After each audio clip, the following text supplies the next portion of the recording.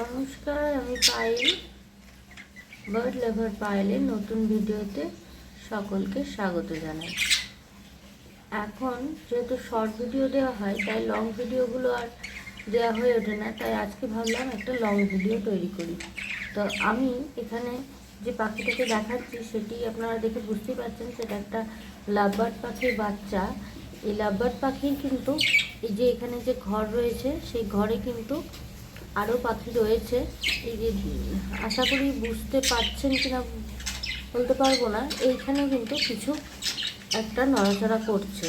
এই খাঁচার মধ্যে কিন্তু ওরা রয়েছে। এই যে দেখুন, ওরা এই যে মুখ বার করছে, ওরা কিন্তু মুখ বার করছে। এই যে এটি হচ্ছে একটা আজকের বিকালের ঘটনা। আজকে বিকালে কিন্তু প্রত্যেকদিন বিকালে পাখিগুলো কি করে সেগুলো দেখার জন্যই আজকে আমি এসেছিলাম। তো দেখছি ওরা নিজেদের মতো খেলাধুলা করছে এবং নিজেদের মতোই রয়েছে।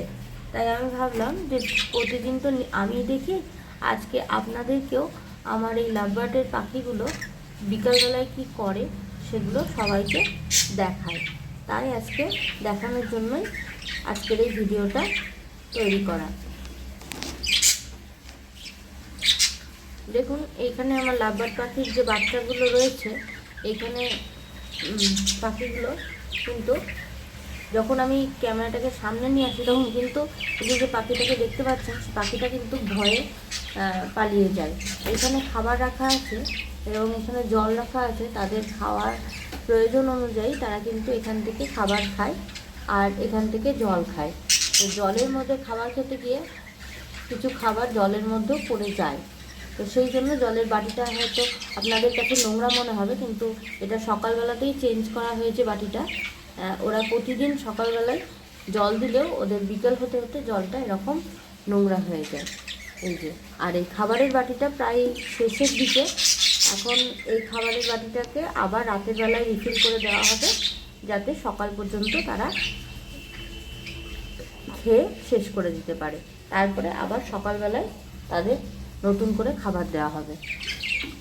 তো এই দেখুন, এটি হচ্ছে একটি মেল পাখি, যাকে দরজার সামনে দেখা যাচ্ছে। আর এই পাখিটি হচ্ছে একটি ফিমেল পাখি, কিন্তু এটা বাচ্চা পাখি। তো সবসময় বাইরেই থাকে। আর এর গল্পটা হচ্ছে যে যখন এইখানে এই ব্রিডিং বক্সের মধ্যে মেল এবং ফিমেলের মিলিত হয়ে বাচ্চা বা ডিম দেয়, তখন কিন্তু এই পাখিটিকে ঘর থেকে বের করে দেওয়া হয় এবং এটি কিন্তু সারা জীবনের মতো ঘর থেকে বের করে দেওয়া হয়। তার কারণ হলো, যখন পাখিটা নিজে খাবার খাওয়া শিখে যায় তখন কিন্তু সেই পাখি ঘরে থাকতে চায় না। আস্তে আস্তে সেই পাখি বাইরে চলে আসে এবং বাইরে থেকে যখন তারা খাঁচা থেকে বেরিয়ে যায়, অর্থাৎ তাদের ব্রিডিং বক্স থেকে বেরিয়ে যায় একবার, তারপরে কিন্তু সেই মা পাখিটা কিন্তু তাকে আর ঘরে নেয় না। তখন তাদেরকে এইভাবে খাঁচার মধ্যেই ঘোরাফেরা করতে হয়, কিন্তু সে আর ব্রিডিং বক্সে ঢুকতে পারে না। তখন এই মেল পাখি এবং ফিমেল পাখি তার নতুন সদস্য, অর্থাৎ নতুন ডিম এবং নতুন বাচ্চা নিয়ে তাদের আলাদা সংসার হয়। আর এই পাখিটি কিন্তু ভবঘুরের মতো বাইরেই ঘোরাফেরা করে। এটাই হচ্ছে পাখিদের জগতের একটা বাস্তব সত্য, যে তার বাচ্চাটা বড় হয়ে গেলে, অর্থাৎ নিজে যতক্ষণ খাওয়া না শিখছে ততক্ষণ পর্যন্ত সে তার মায়ের কাছে থাকবে, কিন্তু খাওয়া যখন শিখে যাবে তখন কিন্তু সে যেই ঘর থেকে বেরিয়ে যাবে, অর্থাৎ ব্রিডিং বক্স থেকে বেরিয়ে যাবে, তারপর কিন্তু তাকে আর তার মা গ্রহণ করবে না।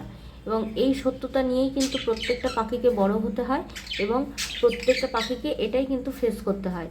তাই পাখিদের জীবনটা খুব কষ্টদায়ক হলেও কিছু করার নেই।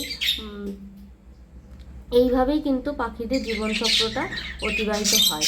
আজকে বিকেল বলে একটু আলোটা কম আছে, কালকে চেষ্টা করব সকালের দিকে আমি ভিডিও দেওয়ার।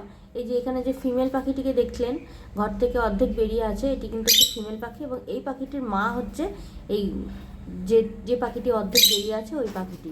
এবং দেখুন কিভাবে তেড়ে আসছে, কিছুতেই পাখিটি কিন্তু তার মাকে আর কিন্তু তার মা তার বাচ্চাকে কিন্তু বড় হওয়ার পর আর সহ্য করতে পারে না, এইভাবেই সবসময় তাকে তাড়া দেয়। আর এটি হচ্ছে মেল পাখি, যেটা এখন বেরোলো, অর্ধেক বেরিয়ে আছে, সেটি হচ্ছে মেল পাখি। এই দেখুন কীভাবে তাড়া দিচ্ছে। এই ফিমেল পাখিটি এই বাচ্চা পাখিটিকে সবসময় এইভাবে তাড়া দিয়েই সবসময় একটা ভয় প্রদর্শিত করে রাখে, যাতে সে সবসময় ভয়ে ভয়ে সে এই ব্রিডিং বক্সের আশেপাশে না ঘোরে। কিন্তু বাচ্চা তো, বাচ্চার মন বুঝতেই পারছেন, সেই জন্য সে যতবারই এই কাছাকাছি আসতে চায় ততবারই কিন্তু এই মেল এবং ফিমেল দুজনেই তাড়া করে, যেহেতু ভেতরে একটা ডিম এবং একটি বাচ্চা রয়েছে। তাই তো আজকের ঘটনাটা এইটুকুই জানালাম। কালকে আবার এই পাখির আপডেট নিয়ে আবার আসবো। তো আজকের মতো এই পর্যন্ত, ধন্যবাদ। আপনারা ভিডিওটি ভালো লাগলে এবং গল্পটি ভালো লাগলে অবশ্যই ভিডিওটি শেয়ার করবেন এবং ভিডিওটিতে লাইক এবং কমেন্ট করে জানাবেন আপনাদের কেমন লেগেছে। এবং আপনারাও যদি এরকম পাখি পোষেন, তাদেরও কী কী ঘটনা রয়েছে সেগুলো আমাকে কিন্তু কমেন্টের মাধ্যমে জানাতে পারেন। ধন্যবাদ।